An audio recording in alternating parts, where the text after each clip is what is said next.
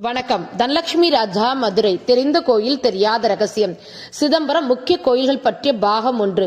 நாம் சிதம்பரம் என்றாலே அருள்மிகு சிவகாமி சமேத ஆனந்த நடராஜர் திருக்கோயில் மூலவராக, திருமூலநாதராகவும், ஊற்றவராக ஆனந்த நடராஜர் மூர்த்தமாக, பொன்னால் வேயப்பட்ட பொன்கூரையின் கீழே மேடையின் மேலே கனக சபாபதியாக, சிதம்பர ரகசியத்தின் பிரபஞ்சத்தின் மூலாதாரத்தின் மொத்த உருவமான பொன்னம்பலமாகவும், பஞ்சபூத ஸ்தலங்கள் ஆகாய ஸ்தலமாக அகண்ட அண்டமே சிவமாகவும், சிவபெருமானின் நடராஜரின் தாண்டவ தளங்களில் பஞ்ச சபைகள் கனக சபையாகவும், நாட்டியத்தில் காஷ்மீர் நடனம் எனும் சபாநாயக திருக்கோயில் என்ற பெருமையும் பழமையும் விஞ்ஞானம் மெய்ஞானம் அதிசயிக்க வைக்கக்கூடிய கோயில் பிரகாரங்களையும் கோபுரங்களையும் விமானங்களையும் மனித சக்திக்கு எட்டாத மெய்யறிவனை கொண்ட தல புராணங்களை உள்ளடக்கிய கோயிலாகும். சிதம்பரம் சென்று நடராஜர் கோயிலை மட்டுமல்லாது இக்கோயிலை சுற்றியுள்ள கோயில்கள் சிதம்பரம் நடராஜர் கோயிலுட பழமையும் தல புராண சிறப்புகளை உடைய கோயில்களை தரிசிப்பதன் மூலம் சிவபெருமான் இத்தலத்தில் தோன்றிய நடராஜ பெருமான் ஆனந்த நடத்தரை காண தவமிருந்து வேண்டிய தேவர்கள் முனிவர்கள் பல ஆண்டுகள் பூஜித்து வழிபட்ட கோயிலை பற்றிய தகவலை இப்பதிவில் நாம் காண்போம்.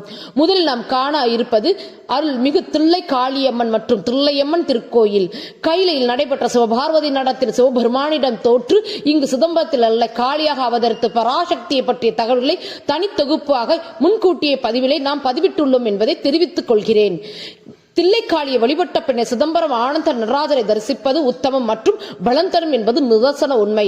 முன்னொரு காலத்தில் தார்காவனத்தில் வசித்த ரிஷி மற்றும் ரிஷி பத்னிகளின் ஆணவத்தினை இறைவனுக்கு நிகரான சக்தியை பெற்றதனை அறிந்த சிவபெருமான் ரிஷிகளின் ஆணவத்தை அழிக்கப்பிச்சாண்ட ரூபமாம் திருமால் பெண்ணுருவம் எடுத்துச் செல்ல வந்தவர்கள் இறைவன் என்று அறியா தங்கள் சக்தியை கொண்டு உருவாக்கிய புலி, யானை மற்றும் முயலகன் என்னும் ஆணவ அரக்கனை உருவாக்க சிவபெருமான் நடராஜ ரூபமாக எடுத்து முயலகனை தனது காலில் மிதித்து ஆடிய நடனமே இத்தில்லைவனத்தில் ஆனந்த நடனமாக இங்கு காட்சியளிக்கிறார். தேவ ரிஷிகள் மத்தியானந்தர் புதல்வரான வியாக்கிரபாதர் தில்லைவனம் வந்து சிவபெருமானை பூஜித்து புலி கால்களை வரமாக பெற்ற இத்தலமானது திருப்புலீஸ்வரம் எனவும் வழிபட்ட சிவலிங்கமானது திருப்புலீஸ்வரர் என்ற பெயருடன் அழைக்கப்படுகிறது. பல ஆண்டுகள் தவம் இருந்து திருமூலநாதர் அருள்பாலித்து இத்தலத்தில் சிவபெருமான் ஆனந்த நடனத்தை கண்ட வியாக்கிரபாதர் வழிபட்ட இத்தலத்தில் இத்தீர்த்தமானது வியாக்கிரபாத தீர்த்தம் என அழைக்கப்படுகிறது.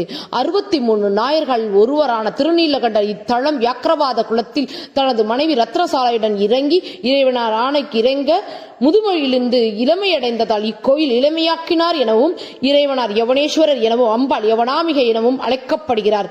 கணம்புள்ளினை திரியாக்கிய இக்கோயில் விளக்கெரிய கணம்புள்ள நாயனுக்கு சிவபெருமான் கைலை காட்சி அளித்தது இத்தல புராணமானது வாழ்வில் போக மகிமையை அளிக்க வல்லக்கூடியது என்பது தனிச்சிறப்பு.